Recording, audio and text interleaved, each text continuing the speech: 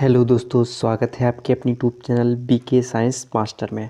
आज फिर से हाजिर हूँ क्लास 10 साइंस का बहुत ही इम्पोर्टेंट क्वेश्चन लेकर। समझ लीजिए बहुत ही इम्पोर्टेंट क्वेश्चन है क्योंकि इसके सिवा क्वेश्चन नहीं बनता है आपके यूपी बोर्ड में। हम बात कर रहे हैं प्रत्यावर्ती धारा जनित्र के सिद्धांत, संरचना और कार्यविधि की। क्वेश्चन पूछ लिया जाता है यूपी बोर्ड में। मान लीजिए आपसे पूछ लिया जाए कि डायनामो क्या है, प्रत्यावर्ती धारा डायनामो का संरचित। तो डायनामो आपसे भी पूछ लिया जाए कि डायनो या दिष्ट धारा जनित या जनित, तो आपको क्या बात कर रहे हैं कि यही इसी प्रत्यावर्ती धारा की बात कर रहे हैं और दिष्ट धारा जनित की। सब एक ही सिद्धांत पर काम करते हैं। तो आप कुछ खुद जानते हो कि अगर पूछा डायनामो क्या हो तो आप सीधी पहले डायनामो की परिभाषा क्या लिख दोगे कि वह यंत्र जो यांत्रिक ऊर्जा को विद्युत ऊर्जा में बदलता है क्या कहलाता है, डायनामो कहलाता है। ये दो प्रकार का होता है, प्रत्यावर्ती धारा जनित और दिष्ट धारा जनित। आज हम बात कर रहे हैं प्रत्यावर्ती धारा जनित की।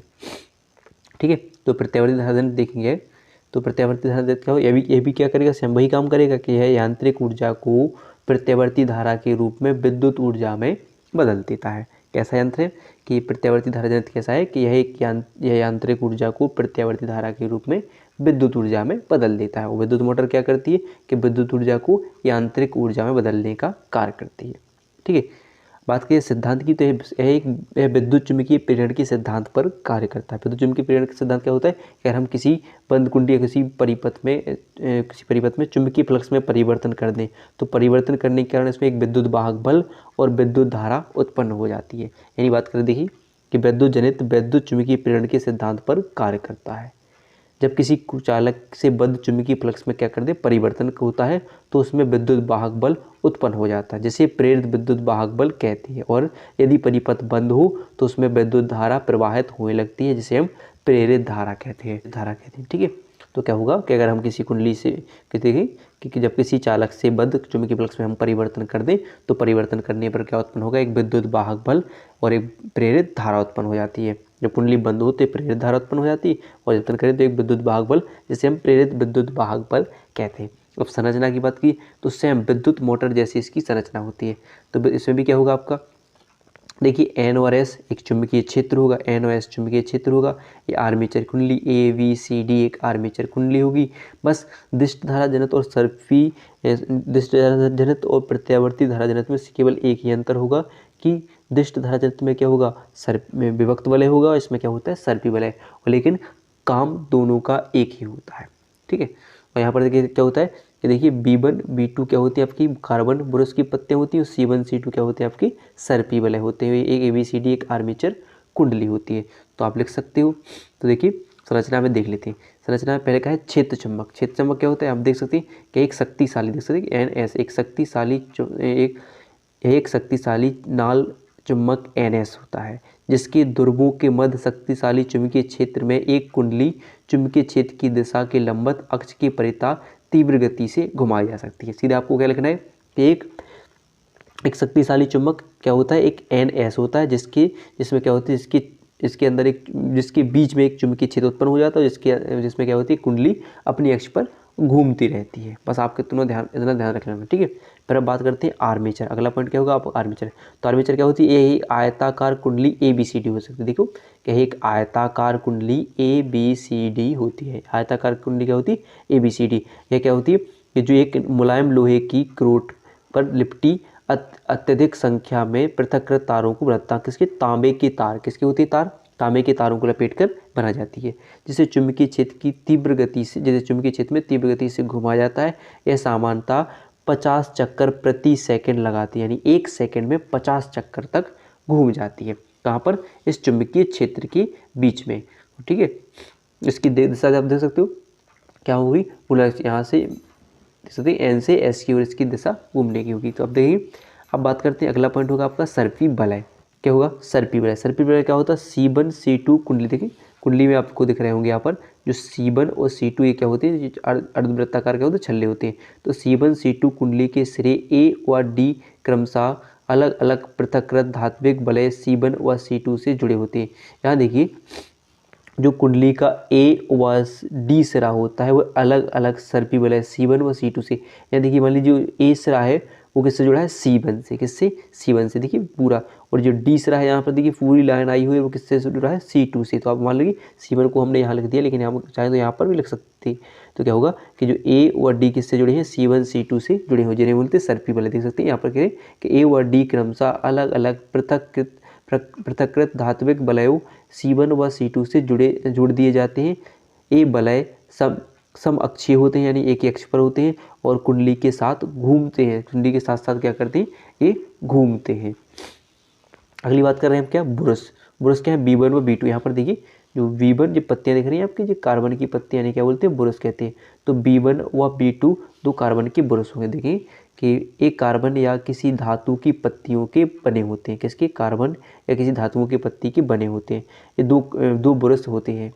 इनका एक एक सिरा वलयों को स्पर्श करता है तथा शेष दूसरे सिरों को बाहरी परिपथ से संबंधित कर दिया जाता है। इनका दूसरे होते हैं, इनमें एक सिरा किससे, जो इसके वलय सर्पी वलय से स्पर्श करता है, और बाकी का दूसरा सिरा कहाँ से, किसी बाह्य परिपथ, जैसे बल्ब या कोई भी परिपथ होगा उससे हम यहाँ पर जोड़ देते हैं। क्या है आपके, मान लीजिए बल्ब है तो इसमें जोड़ दिया आपने। और एक सिरा किससे जुड़ा होता है, सर्पी वलय से जुड़ा होता है, ठीक है। और लेकिन ये होता है, ये कुंडली के साथ घूमती नहीं है, जी अपनी अक्ष पर ही रहते हैं, ठीक है। अब बात कर लेते हैं इनकी कार्य विधि की। कार्य विधि क्या होती है, चलिए तो जान लेते हैं हम इसकी अब कार्य विधि के बारे में, ठीक है। तो कार्य विधि क्या होगी, मान लीजिए माना कुंडली ABCD का तल चुंबकीय क्षेत्र के अभिलंबित है। हमने क्या मान लिया कि माना कुंडली ABCD का तल चुंबकीय क्षेत्र के अभिलंबित है, अभी ऐसे रखा है।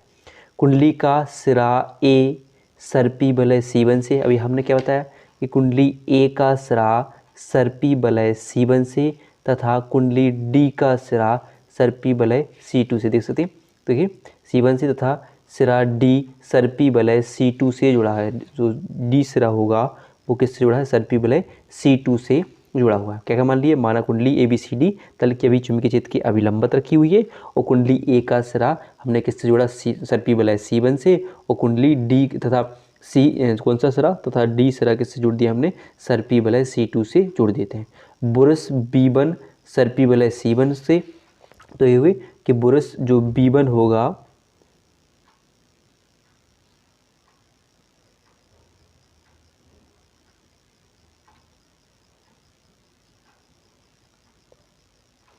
तो क्या होगा कि यहाँ पर जो B1 सर्पी वलय बुरस B1 किससे, सर्पी वलय C1 से, और बुरस B2 सर्पी वलय C2 से जुड़ा हुआ। देखिए कि बुरस B1 वलय C1 को तथा B2 वलय C2 को स्पर्श करता है। देखिए कि B1 किसको करता है, C1 को, और B2 किसको करता है, C2 को स्पर्श करता है, जो क्या है, कार्बन स्पर्श करते हैं।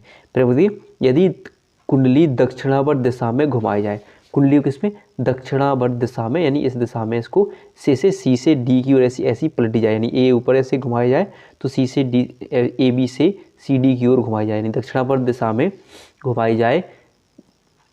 तो देखिए तो फ्लेमिंग के दाएं हाथ के नियम अनुसार कुंडली में प्रेरित धारा ABCD दिशा में, अर्थात कुंडली में धारा कैसी बहेगी, B2 से, कहाँ से, B2 से आपकी कहाँ पर बहेगी, देख सकते हैं कि अर्थात बाह्य परिपथ में बुरस B2 से बुरस B1 की ओर परिपथ कैसी, धारा कैसी बहेगी, बाह्य परिपथ में B2 से B1 की ओर। यानी हम बात करें जब हमने कुंडली को किस दिशा में घुमाया, दक्षिणावर्त दिशा में घुमाया, तो धारा कहाँ से, कि B2 से, बाह्य परिपथ क्या है आपका, विद्युत बल्ब है, तो बाह्य परिपथ में धारा कहाँ से आएगी, तो B2 से B1 की ओर प्रवाहित होगी। यहाँ पर देखिए यदि B2 से ये धारा, देखिए ये धारा दिख रही है आपके लिए, B2 से B1 की ओर, आपको यहाँ पर दिख रही है कि B2 से B1 की ओर ये धारा आती हुई आपके लिए दिख रही हो, तो प्रवाहित होने लगी, ठीक है। फिर अब बात कर ले कुंडली के आधे चक्र में घूमने के बाद, कुंडली के आधे चक्कर घूमने के बाद भुजा AB व CD क्रमशः अपनी अपनी स्थितियां बदल लेती हैं। अब क्या होगी, आधा चक्कर घूम गया तो भुजा AB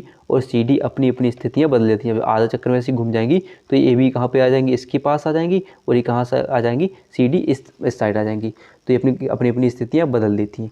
सर्पी वलय C1 व C2 अपने स्थान पर घूम जाते हैं, ठीक है, अपने स्थानीय पे क्या होते हैं, सर्पी वलय C1 और C2 अपने स्थान पर घूम जाते हैं। फिर अतः बुरस B1 का संबंध सर्पी वलय C1 से तथा ब्रश B2 का संबंध सर्पी वलय C2 से ही बना रहता है। लेकिन वे क्या हो, ब्रश हमने पता पहले पढ़ चुके हैं कि ब्रश अपने स्थान से नहीं घूमते, वे वैसे के वैसे वहीं पर रहते हैं।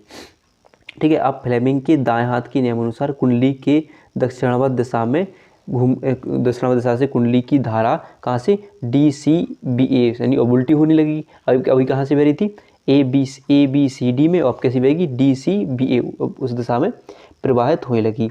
यानी अब की बात करें जो अथा बाह्य परिपथ में धारा कहाँ हो गई B1 से अब किसकी ओर B2 की ओर धारा बहेगी। अब कहाँ से, यहाँ से B1 से B2 की, अब धारा कैसी हो जाएगी, यहाँ से B1 से B2 की ओर धारा प्रवाहित तो होने लगेगी। ठीक है, तो प्रवाहित होगी। इस प्रकार हमें बाह्य परिपथ में प्रत्यावर्ती धारा प्राप्त हो जाती है। इस प्रकार हमें बाह्य परिपथ में प्रत्यावर्ती धारा प्राप्त हो जाती है। तो हमने क्या क्या पढ़ लिया कि माना हम कुंडली ABCD चुंबकीय क्षेत्र की अभिलंबत है। ठीक है, चुंबकीय क्षेत्र की अभिलंबत है। फिर जब हम क्या कुंडली का सिरा, एक सिरा A किससे जुड़ा, सर्पी वलय C1 से, और दूसरा सिरा D सर्पी वलय C2 से जुड़ा। C1 से ब्रश B1 जुड़ा है, C2 से ब्रश B2 जुड़ा है। फिर हमने क्या किया, कुंडली को दक्षिणावर्त दिशा में घुमाया। तो घुमाने पर इसमें धारा कैसी बहने लगी, B2 से B1 की ओर धारा, यहाँ से देखिए B2 से B1 की ओर धारा प्रवाहित होने लगी। ठीक है, फिर क्या कर दिया हमने, इसका मान जब ये कुंडली आधा चक्कर घूम गई यानी धारा बदल गई, यहाँ आ गया C, यहाँ क्या आ गया D और C यहाँ पर आ गया, और A और B, यहाँ A और B कहाँ पर पहुँचे, यहाँ पर। तो फिर क्या होगा, आधे चक्कर में भुजा AB और CD अपने अपने स्थान बदल देती हैं, और सर्पी वलय C1 और C2 लेकिन वहीं पर रह जाते हैं। ठीक है, ब्रश B1 का संबंध किससे और C1 से ही रहता है, और ब्रश B2 का संबंध C2 से ही रहता है। फ्लेमिंग के फिर दाएं हाथ के नियम अनुसार कुंडली किसी दक्षिणावर्त दिशा में फिर घूमेगी।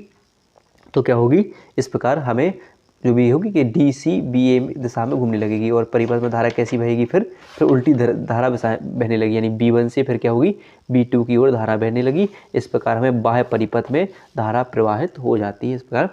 ठीक है, तो यह हो जाएगा इसका कार्य विधि। तो वीडियो पसंद आई हो तो वीडियो को लाइक और चैनल को सब्सक्राइब करना ना भूलिएगा।